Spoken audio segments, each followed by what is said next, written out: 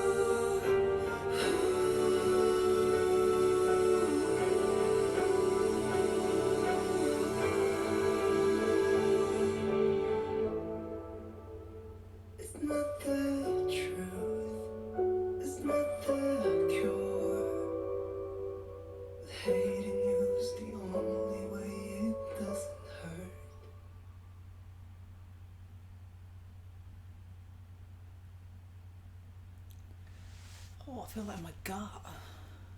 Oh, that felt so short. Wow. That was really sad. It was stunning though. It's a nice different flavour of vocals for that album, which is really lovely. And for him. Deeper. He's done lots of music and obviously lots of covers and things like that, but it's nice to have something so raw that's obviously his, like, as an original for his album, even if someone wrote it for him or whatnot. But yes, it's lovely. It wasn't too much on the instrumental, it was predominantly about his voice. It reminded me a bit of when he did that cover of Falling. It's very raw, it's very vulnerable. Yeah. I liked the choice of cinematography and like location and what he was wearing and everything. I loved how dulled down it was. His hair looked natural. He didn't look like he had makeup on. Didn't have any of his piercings out. Yeah, they were all out. It was very stripped back. And it was like he was in the aftermath of being broken up with or something. Like, yeah. And I mean, the message of the song, who hasn't felt that? There'll be people, but do you know what I mean? That, because we've spoken before about how it's easier when someone has done something wrong. Yeah. Because that hate can get you through that worst part of the breakup at the beginning. Yeah. It's a different kind of pain. Yeah. You don't actually have to feel the pain if someone hasn't done anything wrong, but they've broken up with you, or it's just the sun has set on that relationship for them. Or in general, even if you know it's the right thing, doesn't mean it's not going to hurt. So, in a way, it can be harder because it can make you love them more because what they've done is the right thing. Yeah. The caring thing. And you can't find anything obviously wrong, but you're like, it does, something doesn't work, and that's really painful as well. Like you say, it's more obvious doing when this someone... not to hurt me, which makes you love them more. Yeah, damn you for being a nice person. But yeah, it's easier when someone's done something horrible, because you can attach that to them being a horrible person, and just the anger will get you through instead. You can get through on that. I'm better off. Oh, lovely really nice, vocals. Yeah. Do you know what I was listening to as well though? Perfect pronunciation. Yet there were still certain words where I heard just that little twang of an accent. That I love hearing the accent. If anything, I would have liked more accent. Yeah, it was actually very good yeah. Western pronunciation. I actually hope that when he does a live performance of that we can maybe not hear it much. more. Yeah, because they would have worked to get those perfect. Mm. But that's just a personal thing that I like hearing the accent. Yeah, yeah. Wow. Really, like you said, it didn't feel very long anyway. Some of it was repeated. There were only a few lines that were, so basically like there weren't very many lyrics in a way. So it was very simple, but it was a very raw, very sweet song. But I think that adds to, you can imagine someone who has just gone through that experience, like a songwriter, has sat down and just written just that few things. Because that's how they feel right now. And maybe there's nothing more to be said anyway, because that says it all. A bit like with the breakup. If it's like, I just don't feel that way anymore, there's nothing more I can add. That's just what it is. Yeah. But yeah, very sweet. Now, normally we do things in separate videos. But I feel like I want to do the live performance that's out of this, the iHeart Radio one, in this video as well. Do you know what I mean? It's also, what's the difference between a visualizer and an MV?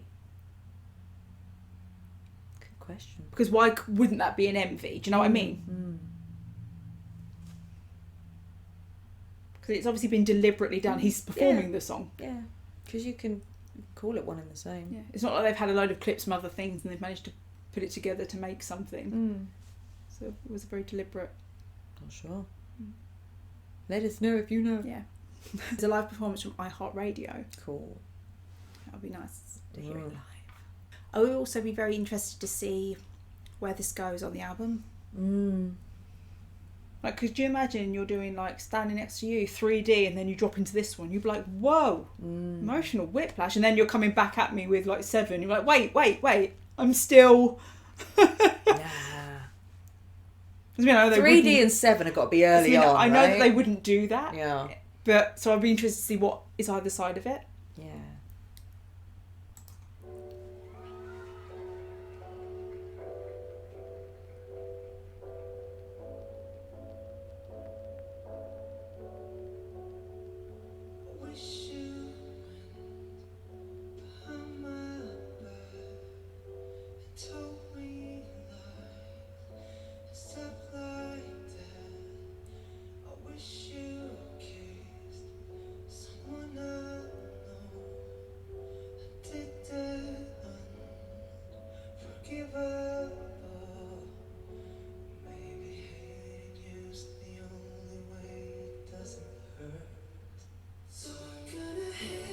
Lovely technique. Oh, the deep breath.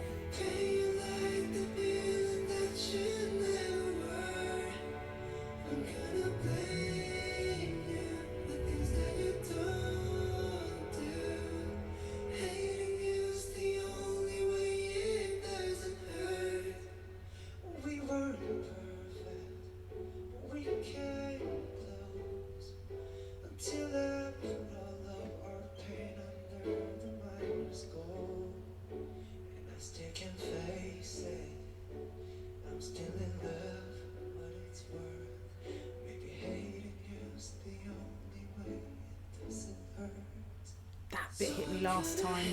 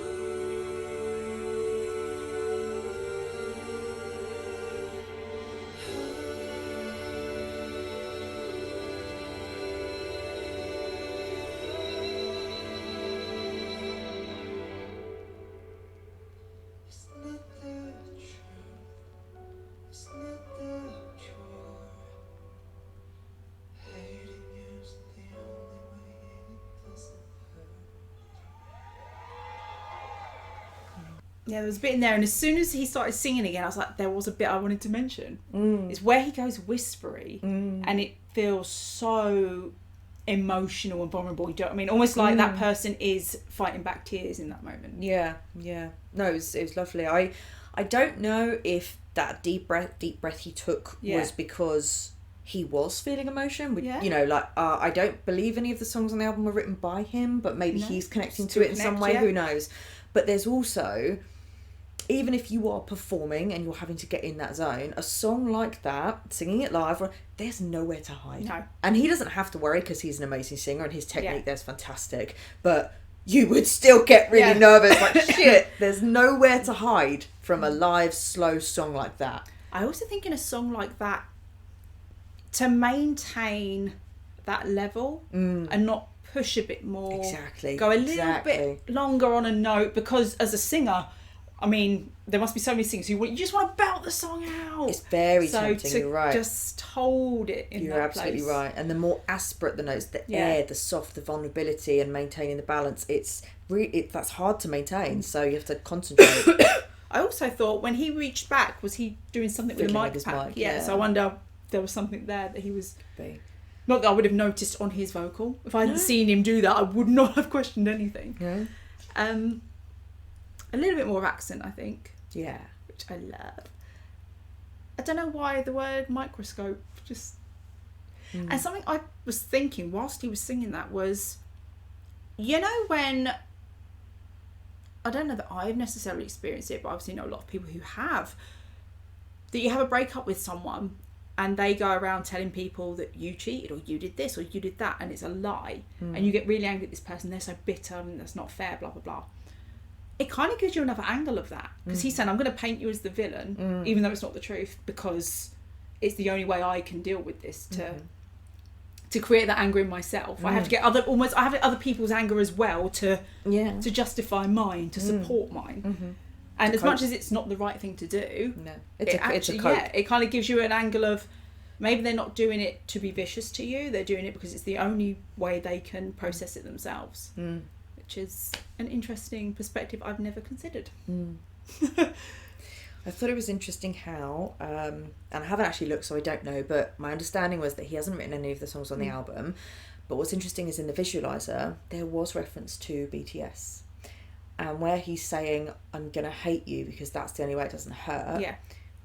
What the visualizer made me think of was it showed him in a concert with army bombs, and the girl, or the figure that was supposed to look like a girl running through the forest, had purple hair.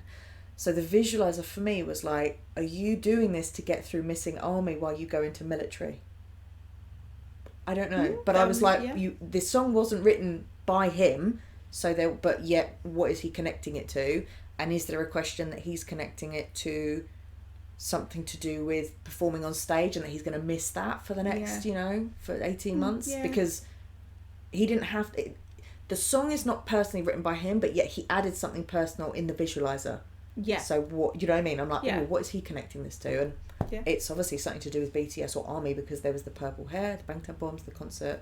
So I don't know. Maybe he's saying his version of this... not break up, but his version of this cope of this period of being without something that he's loved for so long. Maybe that's not performing, or to look at the negative side of it and kind of go, well, I don't like it when I tour and I have to be away so long. Yeah. I don't like it's it when I have so to do this. stressful. It's so much hard work. I'm just going to focus on that. And yeah. But as you say, it's very, on the one side of it, it's very almost immature to go there. Yeah. But it's also, this person who's ever singing about the song is obviously being self-aware enough to say, I know I'm doing this. Yeah. But it's my cope. Yeah. So, I don't know. Well, I think he has a perfect voice to bring out the vulnerability of the song. Yes. The raw feeling. Lovely. Because I think it can be, again, I don't have any knowledge on this, but I personally think it must be hard to do a vocal that sounds raw, that still sounds technically perfect. Yes, and genuine. Do you know what I mean? To sing aspirate with more air is so difficult to sustain. Do you know what I was thinking, actually, now that you've just said that? The only other person I could imagine singing that and doing as good of a job at that style of song, Billie Eilish. She is fantastic at singing aspirate. Yeah. When you hear her sing, she's so vulnerable and so, and so it's that style of singing. But it's one of those things that on the surface you think that's easy to do, but actually it's not. Yeah. So I think you go too raw, it doesn't sound very good. It sounds like someone who's having a breakdown and trying to sing their way through it. Exactly. And it's performative and it's showy, but you're like, no, you've still got to perform, but you've just got to bring in just that enough element to But then if you're too perfect, it doesn't sound raw. Exactly. Yeah. So it's not about the perfection. Yeah, sometimes it's those mistakes. Actually, what I imagine you get very well in musical theatre performers because you're having to perform a piece as well as a song. Yeah, but it could also be like, because interesting, he was alone there, obviously, just in his flat, whatever. He hadn't gone out. It wasn't like him walking down the street and people walking by and whatever. Yeah. He was just all alone and very isolated, and that could also be like, if an idol has gone through a relationship and had a breakup, they can't even, no one knows about it. They can't talk about it. Do you know what I mean? So it's almost like having to go through that on your own as well, just adds to that pain. I also felt though with that part of the visualizer, when he's out on a balcony overlooking the city, I think is almost a bit of, I used to have everything and now it's there, but I'm here alone, I'm not part of it. Or maybe it doesn't mean anything anymore because, or it doesn't mean anything right now because of this pain. Like maybe one day you'll get there again, but what was so fulfilling and meant something before, now at the moment everything's just black and white and grey. Yeah. But it was interesting actually because in the visualizer it went from black and white to colour. Yeah.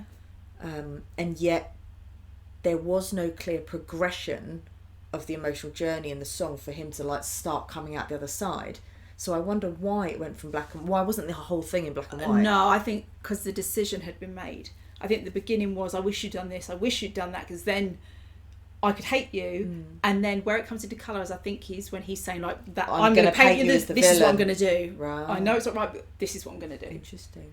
It's almost like you're in the pain bit first of not understanding, and then the only way you can cope is to start coming out with, right, I'm going to do this. Conclusion. And so it was still a conclusion. Yeah. Interesting, yeah. So that was our reaction to Jung Kook, Hate You. Yeah. Didn't go either way that we expected it to go. Well, we said emotional, but not the emotion I was expecting it to be. It's actually better than I thought. I think it would have been too showy if it was like crying and everything. Like, I think this was perfect. It felt genuine. Well, it was genuine confusion. I don't know why this has happened. Genuine pain. Do you know what I mean? Because it's very easy to show, I'm in pain, but I think it's because as humans we look for logic and reason behind anything. And so when you're on the receiving end of a breakup with no reason, it doesn't make sense. No sense why this didn't work. On paper this should be perfect. Oh well. So thanks for watching, and we'll see you on the next one. Bye.